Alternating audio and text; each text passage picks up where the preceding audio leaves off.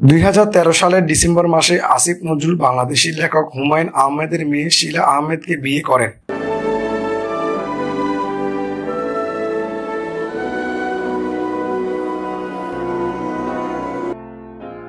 আসিফ নজরুল জন্ম 12 জানুয়ারি 1966 সালে। তিনি একজন বাংলাদেশি লেখক, উপন্যাসিক, রাজনীতি বিশ্লেষক, সংবিধান বিশেষজ্ঞ ও কলামিস্ট। তিনি বর্তমান অন্তর্বর্তীকালীন সরকারের একজন উপদেষ্টা। জীবিকা সূত্রে তিনি ঢাকা বিশ্ববিদ্যালয় আইন বিভাগে অধ্যাপক। জন্মসূত্রে তার নাম Mohammad Nazrul Islam. TV talk show ও তার কলামে সাহসী রাজনীতি বিশ্লেষণের জন্য তিনি বিশেষভাবে খ্যাত। তিনি 10-এর অধিক গ্রন্থের রচয়িতা। আসিফ নজরুল ঢাকা বিশ্ববিদ্যালয়ের আইন বিভাগ থেকে 1986 সালে স্নাতক ও 1987 সালে স্নাতকোত্তর সম্পূর্ণ করেছেন।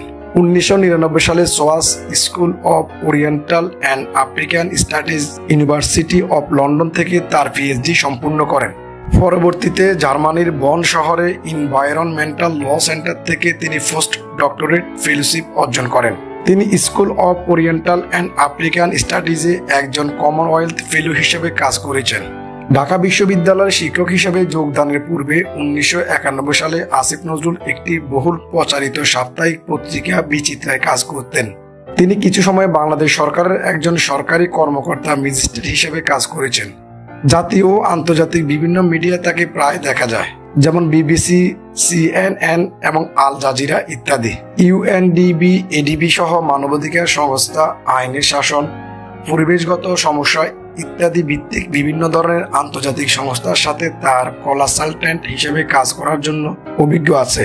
বর্তমানে তিনি বাংলাদেশের অন্তর্বর্তীকালীন সরকারের একজন উপদেষ্টায় দায়িত্ব আছেন। 2013 সালের ডিসেম্বর মাসে আসিফ নজরুল বাংলাদেশি লেখক হুমায়ুন আহমেদের মেয়ে শিলা আহমেদকে বিয়ে করেন। তার প্রাক্তন স্ত্রী ছিলেন অভিনেত্রী রোকেয়া প্রাচী। তাদের বৈবাহিক সম্পর্ক কয়েক বছর স্থায়ী ছিল।